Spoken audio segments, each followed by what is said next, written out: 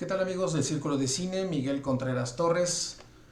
Hoy es jueves 20 de febrero, 10 de la noche con 9 minutos. Estamos transmitiendo en vivo desde la Ciudad de México el seminario de lectura titulado Semiótica y Cine a propósito de la revisión que estamos haciendo del libro de Juan Carlos González Vidal titulado Semiótica y Cine, Lecturas Críticas, una publicación de la Universidad Michoacana de San Nicolás de Hidalgo en el año 2008. Hemos terminado en las sesiones anteriores la revisión de la primera parte del libro, una primera parte que se tituló Textos cinematográficos y circunstancias sociohistóricas de emergencia, en el que trabajamos sobre dos capítulos también muy interesantes. El capítulo relacionado con la problemática de la identidad en el filme La Historia Oficial de Luis Puenzo y el de Paradigmas Culturales en Mon Oncle de Jacques Tati.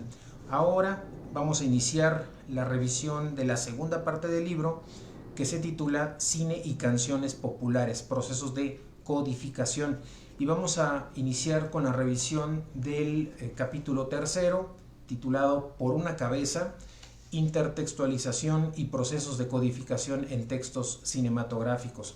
Vamos a avanzar un poco en este capítulo, hablando sobre lo que nos dice en la introducción, una serie de consideraciones preliminares que también va a hablar específicamente de la canción Por una cabeza, y posteriormente empezará una revisión a tres filmes. El primero de ellos será Scent of a Woman. De ahí le seguirá un breve apartado del filme Schindler's List, y quedará para el día de mañana revisar la última de esas tres películas, que será True Lies. De manera que vamos a avanzar un poco en este capítulo tercero, en el que va a abordar esta canción, este tango Por una cabeza, y cómo es que se van manifestando estos procesos de intertextualización y codificación en el texto cinematográfico. En la página 107 comienza a modo de introducción este capítulo González Vidal diciendo que la trayectoria cinematográfica del célebre tango Por una cabeza de Carlos Gardel y Alfredo Lepera es larga. El origen se remonta a 1935, cuando fue el tema principal de la película Tango Bar de John Reinhardt, con guión del propio Lepera y protagonizada por el mismo Gardel. De ahí en adelante se va a tener la presencia de este tango en varios filmes, en particular Scent of the Woman de 1992 de Martin Brest, del cual agrega González Vidal a pie de página como dato adicional que esta película tiene una versión anterior que se llama Profumo di Donna de Dino Risi de 1974, protagonizada por Vittorio Gassman, Agostina Belli y Alessandro Momo. El siguiente film será Schindler's List de 1993 de Steven Spielberg y True Lies de 1994 de James Cameron. Ha decidido González Vidal ocuparse de las modalidades de inserción y de los procesos de codificación de este tango en estas tres últimas películas que se han mencionado. En la página 108 dirá que el orden que utilizó para abordar las películas parte de las necesidades del análisis, y es por eso que se va a ocupar en primera instancia del filme de Brest, que genera procesos semióticos más amplios al entrar en contacto con la canción. De manera que nos encontramos ante la imbricación de dos tipos textuales. Por un lado, la canción popular, y por el otro, el cine. En el primer apartado de este capítulo, llamado Consideraciones Preliminares, González Vidal nos dice que la canción popular es un campo suprarregulado de producción semiótica pluricódigo. Este campo tiene sus particularidades esenciales, sustentadas en sus códigos de simbolización constitutivos, la lengua hablada, la lengua escrita, la música, etc. Esta pluricodicidad de la canción tiene una característica muy específica, y es que sus códigos se construyen siempre por la asociación de sistemas de significantes de naturaleza diferente con un mismo sistema de significados. En la página 109 menciona que todos los planos de la expresión de la canción convergen sobre el mismo plano de contenido. Aquí evidentemente no lo menciona, pero está un poco haciendo referencia a Jacobson. El fenómeno no se produce en otros campos de esta índole, y en el caso del cine existe la posibilidad de que sistemas de significantes diferentes se asocien a una misma serie de significados, pero existe también la posibilidad contraria. Dice que cuando las circunstancias lo requieren, uno solo de los sistemas de significantes compositivos de la canción puede, entre comillas, hacerse cargo de la transmisión del sistema semántico. Sin embargo, dependiendo del vehículo material, la organización del plano del contenido adoptará características particulares. Si la canción pone en movimiento de manera simultánea varios códigos, entonces estaremos ante unidades hipercodificadas, donde la correlación codificante comprenderá niveles semánticos extendidos claramente jerarquizados. En la página 110 explica que la hipercodificación permite la distribución de ciertas unidades semióticas en códigos y subcódigos, regulada por un conjunto de reglas entre comillas amplificadas, que tienen la función de establecer el paso de los códigos de superficie a los códigos y subcódigos de segundo grado. El conjunto de reglas codiciales garantiza una lectura relativamente homogénea de unidades semióticas de esta clase. Al conjugarse el código lingüístico oral, el musical y el melódico, hay una abundancia de reglas que, al incidir en el mismo sistema semántico, van a facilitar su interpretación. Una canción se va a producir indefinidamente en lapsos de tiempo específicos y que involucra situaciones concretas, es decir, estados de ánimo, reacciones, condiciones espaciotemporales en que debe ser escuchada, entre otras. Se generan entonces las normas de interpretación referidas, que actúan en la compactación de algunos contenidos semánticos porque constituyen una suerte de marco circunstancial. Aquí usa cursivas González Vidal. Marco circunstancial en el que la canción se verifica. En la página 111 nos pone un ejemplo de una canción como es La Chancla, de dominio público, que comprende información codificada que remite a una situación conflictiva de separación amorosa. Un destinador podrá dirigir la canción a un destinatario con intención de desherir, y su repetición constante en la misma circunstancia hará que se privilegien determinados grupos sémicos que tenderán a compactarse, y el mensaje podrá ser decodificado atendiendo al conjunto sémico de la idea de despecho. Nos dice también que debido a sus características estructurales y a los medios de reproducción que le son propios, una canción es un texto que presenta una cierta facilidad para ser institucionalizado. En ese sentido explica que cuando la canción se hace presente a través de la lengua escrita, es posible hablar de una hipercodificación sin la redundancia de reglas que se manifiesta en el caso anterior, porque al leer la letra de una canción no se obtiene la misma información que al escucharla cantada. Ante la letra se requiere de un mayor esfuerzo interpretativo, porque el paso a los códigos y subcódigos de segundo grado depende de las instrucciones proporcionadas por un solo código de base, además de que no hay una compactación con el grado que venimos de mencionar, dice González Vidal en la página 112. De manera general, dirá que la experiencia del destinatario es la que se tiene de entrada ante cualquier texto escrito. Por el contrario, cuando se verifica una versión instrumental, lo que opera de manera general es una hipocodificación. La hipocodificación, nos aclara González Vidal, tiene lugar cuando porciones macroscópicas de contenido se organizan de manera imprecisa o relativamente imprecisa, porque el código carece de reglas específicas para articular los trayectos de sentido. Al escuchar una canción institucionalizada en su variante instrumental, vemos cómo las identificaciones no son tan sencillas, porque no hay unidades claramente delimitables en el plano de la expresión, al modo en que las percibimos en el código lingüístico. En ese sentido, Umberto Eco afirma que mediante este fenómeno se transmiten porciones vagas de contenido, pero que dicha transmisión resulta efectiva.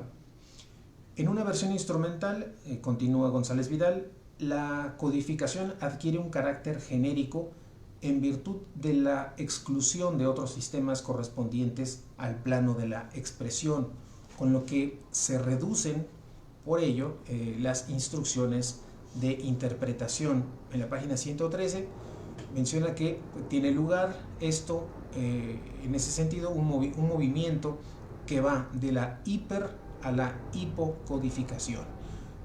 No hablamos, aclara González Vidal, en este momento de las grandes cadenas sintagmáticas a las que se refiere Eco a propósito de la música, donde es posible localizar planos connotativos extendidos, sino más bien se va a referir a un plano del contenido que, habiendo sido previamente organizado de un modo preciso, ha pasado a tener una forma más o menos difusa.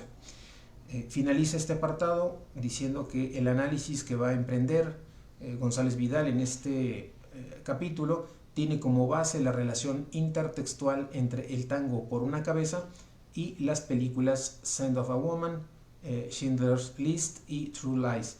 El tango se presenta en su versión instrumental. El siguiente apartado va a dedicarlo a la revisión de la propia canción de manera inicial, y después empezará su relación, su vinculación, su imbricación con las tres filmes. En el caso del segundo apartado de este libro, que se llama Por una cabeza, dice que en esta canción, en este tango, se plantea una situación de juego constituida por la carrera de caballos. Esta situación convoca el azar, de manera que tenemos un primer núcleo sémico que será este azar. La apuesta es otro elemento ligado a las carreras de caballos. Apostar implica un sujeto que asume un riesgo, y el riesgo se plasma como otro núcleo sémico y se relaciona por afinidad con el azar. En la página 114 nos dice cómo se perfila aquí ya un par dicotómico. Es la oposición entre ganar y perder.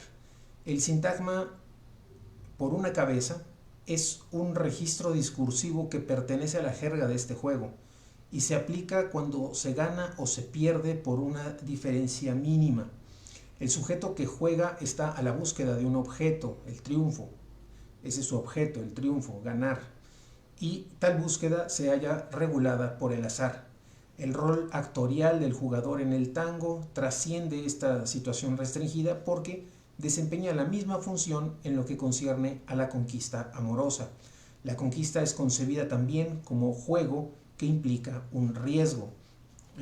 Después sintetizará González Vidal esta misma idea mencionando que a nivel actancial y actorial vemos la búsqueda de un doble objeto, es decir, el triunfo en las carreras de caballos y en la conquista de una mujer. En el intento de conjunción con este último objeto interviene el núcleo sémico de la seducción, lo cual es prácticamente inevitable en virtud del tipo de relación sujeto-objeto.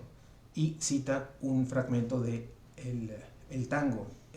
Dice el tango lo siguiente: pero si un mirar me hiere al pasar, su boca de fuego otra vez quiero besar. Dirá también González Vidal que la superposición en ese sentido no opera únicamente a nivel de los contenidos. Los conjuntos de los versos que hacen referencia a las carreras de caballos se intercalan con los que aluden a la conquista amorosa. La materialización del mensaje implica el paso alternado de un ámbito de la experiencia al otro. La búsqueda es infructuosa en los dos casos, pues prevalece la situación inicial, es decir, el sujeto queda disyunto del objeto. La noción de ganar solo se encuentra potencializada en el texto por la oposición con perder. En la página 115 nos dice González Vidal que la exclusión enunciva de dicha noción condena al sujeto a perder siempre, y este hecho se transforma en un rasgo caracterial que lo identifica como perdedor, al presentar al sujeto como un jugador compulsivo. Debido a la superposición señalada, pues la compulsión opera en los dos campos de la experiencia, y en los dos también el sujeto va a quedar como perdedor. La redundancia de algunos núcleos sémicos en el texto, cuya interrelación constituye una base conceptual como guía, nos da una lectura del conjunto. Dirá que esta base se produce en la medida en que la interrelación entre los núcleos sémicos genera semas contextuales que garantizan la constancia de líneas de sentido al, entre comillas, organizar los datos de la experiencia, asignándolos a diferentes campos culturales. Hasta ahí la cita de Blanco y Bueno. Dirá también que los semas contextuales forman campos de significación con una determinada coherencia que se mantienen estables durante los procesos de producción semiótica. Y bueno, a partir de ahora, la página 116, dice González Vidal, ya se puede proceder a ver el ensamblaje entre el tango y las tres películas. Hasta el momento solo ha abordado la cuestión meramente de la canción de El tango por una cabeza.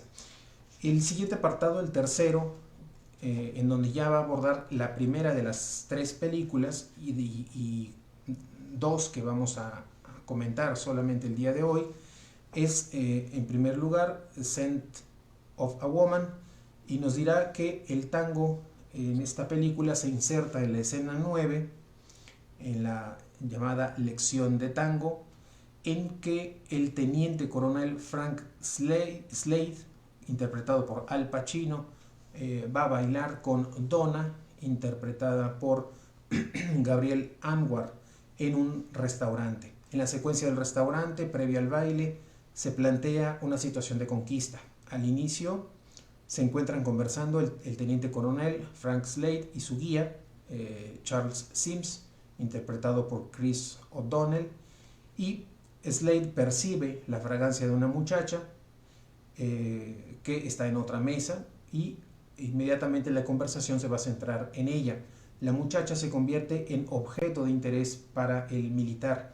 En primer lugar, se va a poder identificar la situación de riesgo que se manifiesta cuando, a instancias de Slade, toma la iniciativa de abordar a la muchacha. La manifestación del riesgo posibilita la introducción de la noción de incertidumbre, que se expresa a través de la gestualidad y de la actitud del personaje de Charlie. Por otro lado, o en segundo lugar, los vamos a encontrar sentados a la mesa ocupada por la muchacha, y se establece una especie de juego entre Slade y esta última, de manera que uno presiona o intenta avanzar, mientras que la otra se defiende, pero a la vez acepta la dinámica impuesta por el militar.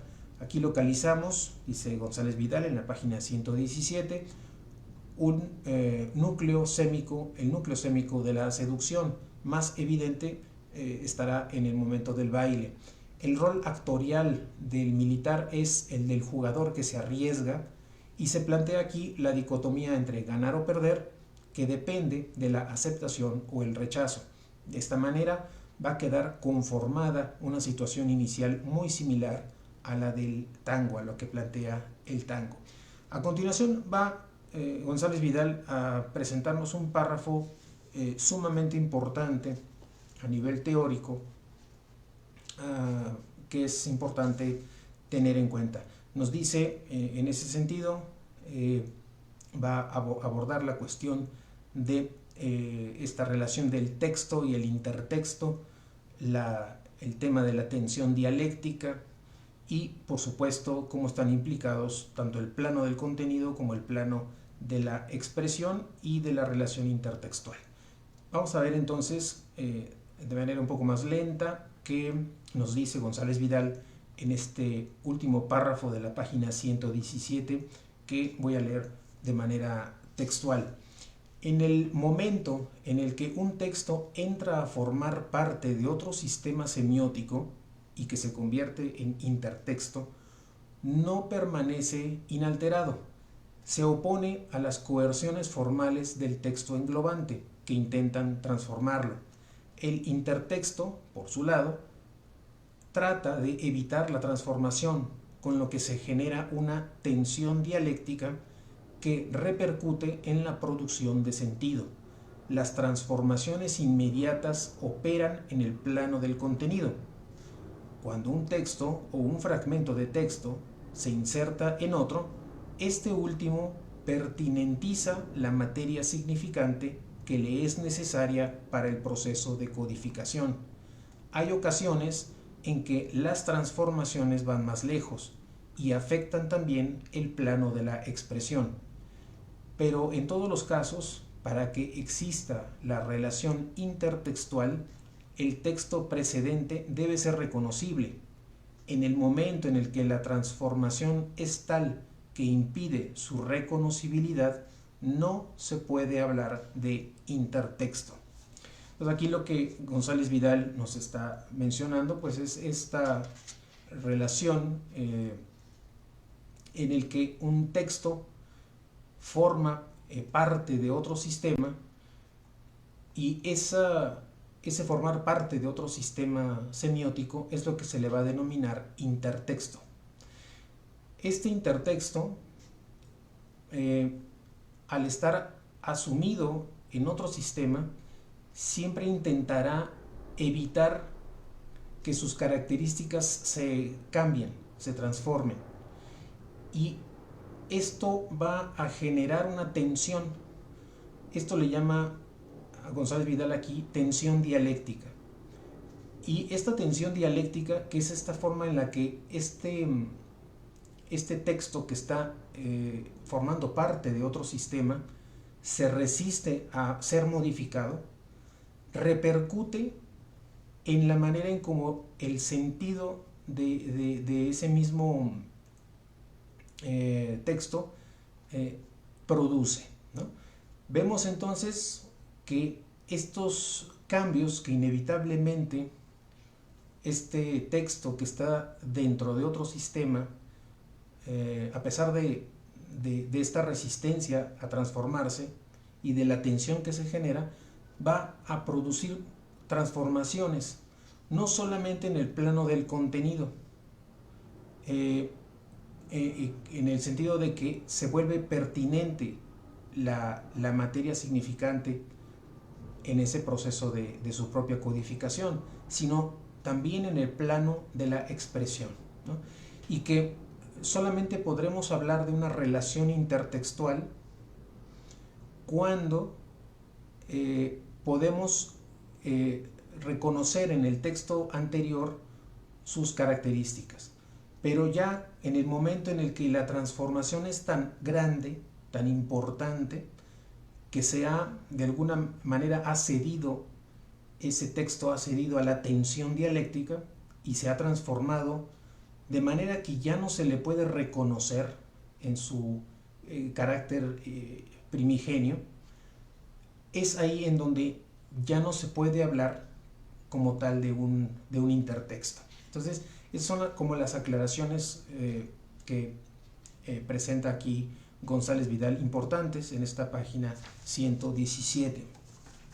Continuamos en la página 118, en donde nos dice que en la película se privilegia la conquista amorosa y se excluye el juego en sí. No hay un doble objeto de búsqueda en ese sentido. El texto englobante pertinentiza así los contenidos, entre comillas, convenientes del intertexto para el ensamblaje de un nuevo sistema semiótico. El tango se manifiesta en su versión instrumental, de manera que el código lingüístico ha sido aquí suprimido. En este caso va a entrar en acción un sistema de significantes, entre comillas, de relevo, que es portador de la serie de significados aislados precedentemente.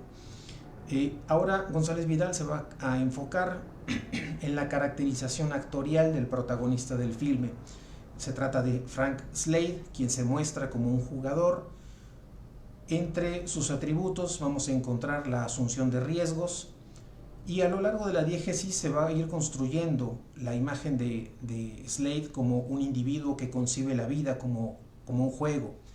Una de sus acciones básicas es tentar el azar, no obstante que la suerte no le sea favorable, y generalmente va a terminar perdiendo. Su configuración es la de un perdedor y pese a ello continúa tomando riesgos. Volviendo a la escena, dice González Vidal, el teniente coronel termina disyunto de su objeto, es decir, la conquista amorosa solo se concreta parcialmente y de manera efímera, por lo que asume o lo que se asume como una derrota. En la página 119 menciona que la gestualidad de Slade manifiesta el conjunto sémico de desencanto y derrota.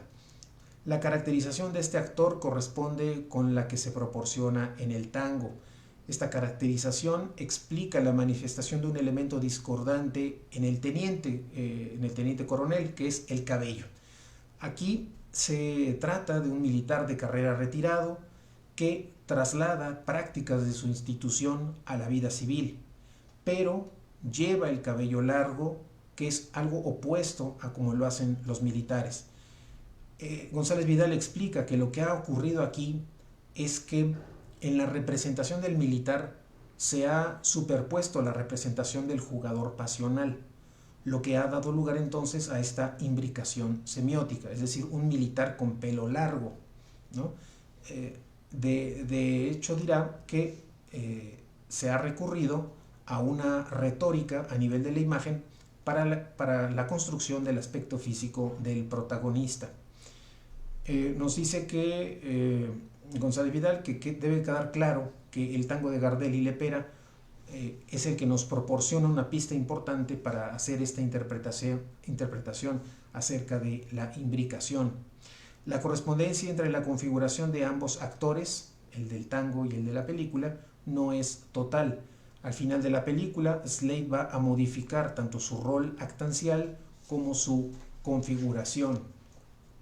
En la página 120 menciona que la introducción de los códigos de honor y de honestidad están en la base de la transformación que va de perdedor a ganador.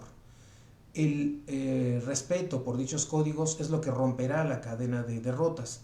Slade se muestra como un transgresor de normas importantes, pero no fundamentales, ya que cuando se trata de normas universales, la actitud del militar es diferente, es decir, no intenta la transgresión. La relación conjuntiva con este último objeto trae como consecuencia una relación de equilibrio entre el teniente coronel y la sociedad, y su actitud será más bien de integración. De acuerdo a la organización de los contenidos semánticos localizada en ambos textos, el tango tiene una función redundante en la construcción del enunciado estrictamente cinematográfico. Reafirma los atributos y tipos de actuaciones del teniente coronel. Por otro lado, sirve para realizar la contrastividad entre la configuración inicial del personaje y lo que será la posterior a su transformación. De manera que, por último, señala González Vidal, en razón de la superposición de ambos, la experiencia comprendida en la canción se posibilita la utilización que hace Slade como un instrumento de seducción. Finalmente, abordaremos el cuarto apartado, que se refiere al segundo de estos filmes, que será Schindler's List, y en el que González Vidal, en la página 121, nos dirá que el tango se va a insertar en la segunda escena, en el momento en el que Oskar Schindler, interpretado por Liam Neeson, se dispone a entrar a un club frecuentado por oficiales alemanes.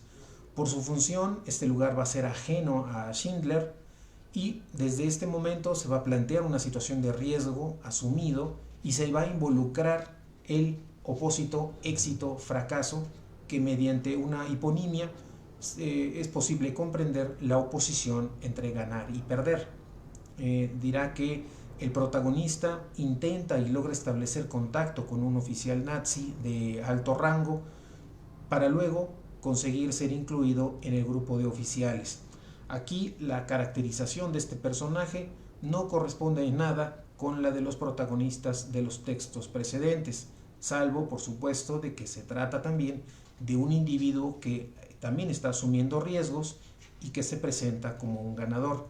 En su rol actancial va a lograr siempre la conjunción con el objeto de deseo, lo cual no es raro si pensamos en la postura enunciativa primordial, es decir, la de la condena al nazismo. El Holocausto en esta película va a mostrarse como el evento recurrente, de lo que podemos inferir, dice González Vidal, que la postura enunciativa mencionada por parte del campo suprarregulado de producción semiótica está constituido por la historia. Se trata entonces de un punto de contacto entre el cine y precisamente la historia. En la página 122 menciona que el texto pertinentiza los contenidos, los hace pertinentes y aptos para la codificación del intertexto. Además de este núcleo sémico del riesgo asumido, vamos a encontrar otro más, que es otro núcleo, que es el de la seducción. Pero lo que ha cambiado aquí es que el objeto de seducción ya no se trata de una acción de atracción ejercida por un masculino sobre un femenino, sino por un masculino sobre otro masculino que finalmente resulta colectivo. El filme, por lo tanto, ha evacuado en este núcleo sémico la marca semántica de la sensualidad. Aunque uno de los puntos de ensamblaje del intertexto esté constituido por la seducción, se selecciona solamente la dimensión relativa a la persuasión. Finalmente, ya para terminar la sesión del día de hoy, menciona González Vidal que en este sentido el tango, o en esta ocasión el tango, no es utilizado como instrumento de seducción. Se destaca más bien su función como un instaurador de un marco nocional estrechamente vinculado con la diégesis.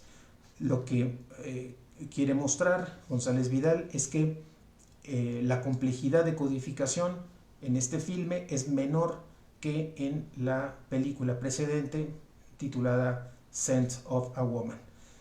Bien, de esta manera terminamos la sesión de hoy y queda para el día de mañana la revisión de la tercera película que está implicada en este capítulo, y con eso estaremos culminando el capítulo tercero de este libro titulado Por una cabeza, intertextualización y procesos de codificación en textos cinematográficos. Pues aquí vamos a dejar la sesión de hoy. Les recuerdo, estamos revisando un libro de Juan Carlos González Vidal titulado Semiótica y Cine, Lecturas Críticas, una publicación de la Universidad Michoacana de San Nicolás de Hidalgo en el 2008. Pues queda hecha la invitación para que nos acompañen, ya sea en directo o a través de las grabaciones que se quedan aquí en el canal en la página de Facebook del Círculo de Cine Miguel Contreras Torres, y que nos puedan acompañar también el día de mañana en vivo a las 10 de la noche para continuar con este seminario de lectura. Mientras tanto, que tengan excelente noche y nos encontraremos el día de mañana a las 10 de la noche. Gracias y hasta mañana.